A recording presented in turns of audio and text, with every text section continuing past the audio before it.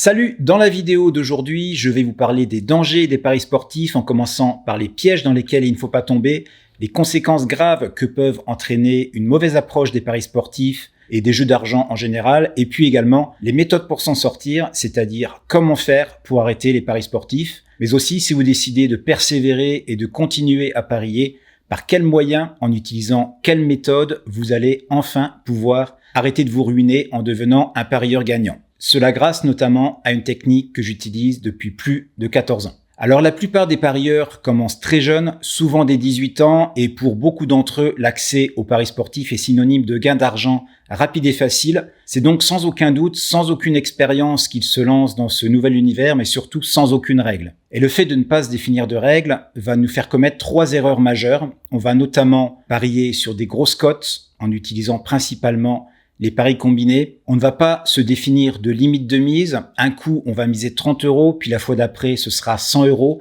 et même parfois beaucoup plus. On ne va pas non plus faire de suivi de nos paris, donc pas de bilan, ce qui signifie que si un jour on gagne un gros combiné, on va complètement occulter le fait que les 10 combinés précédents avaient été perdants.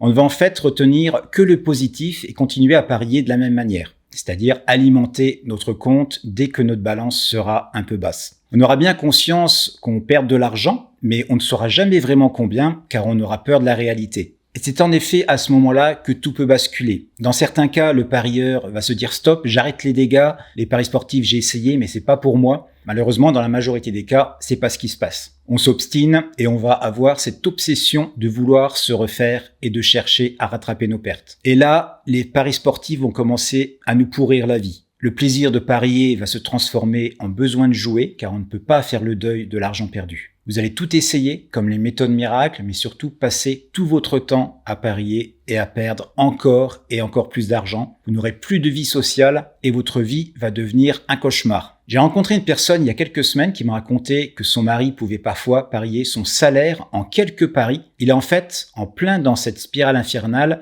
et le jeu commence à lui pourrir la vie ainsi que celle de sa femme. Et la prochaine étape, c'est quoi? Eh bien, la dépression et tous les problèmes sociaux qui vont avec. Alors évidemment, vous ne voulez pas en arriver là, mais comment l'éviter? La solution la plus simple est l'auto-exclusion, c'est-à-dire que chaque bookmaker est obligé de vous permettre de vous empêcher de parier sur leur site pour une durée qui varie en général entre 24 heures et 1 an. Tous les bookmakers en France sont également obligés d'indiquer sur leur site un numéro de téléphone où vous pourrez trouver une aide contre la dépendance aux paris sportifs avec l'assistance de psychologues notamment. Mais c'est une décision tellement dure à prendre car de l'autre côté, vous êtes sans cesse relancé par les bookmakers, par email, par SMS, par des pubs à la télé avec des offres spéciales ou des free bets. Et ça vous donne envie de tout sauf d'arrêter les paris sportifs. Mais alors comment faire si vous n'arrivez pas à arrêter les paris sportifs? Y a-t-il une solution pour continuer à parier sans vous ruiner? Il existe en fait des solutions, mais il va falloir effectuer certains changements pour que ça fonctionne. La première chose, vous devrez absolument vous définir un budget et le respecter quoi qu'il arrive. Ce budget devra être de l'argent que vous pouvez vous permettre de perdre. On ne place pas toutes nos économies dans les paris sportifs.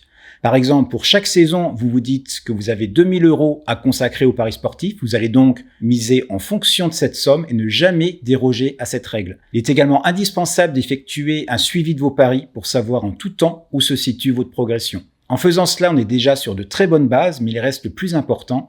Quelle technique utiliser pour générer des bénéfices chaque saison et en prenant le minimum de risques? Eh bien, je dirais qu'avant de trouver une bonne méthode, il va déjà falloir arrêter de voir les paris sportifs comme la recette miracle pour devenir riche. Car si c'était le cas, ça se saurait. Vous allez pouvoir gagner quelques milliers d'euros en appliquant les bonnes méthodes, mais ça ne vous rendra pas millionnaire. Des méthodes efficaces, il en existe quelques-unes et certaines d'entre elles vont vous permettre de bien arrondir vos fins de mois. Et si je devais vous en conseiller qu'une seule, ce serait celle qui consiste à parier sur le plus de 1,5 but dans un match.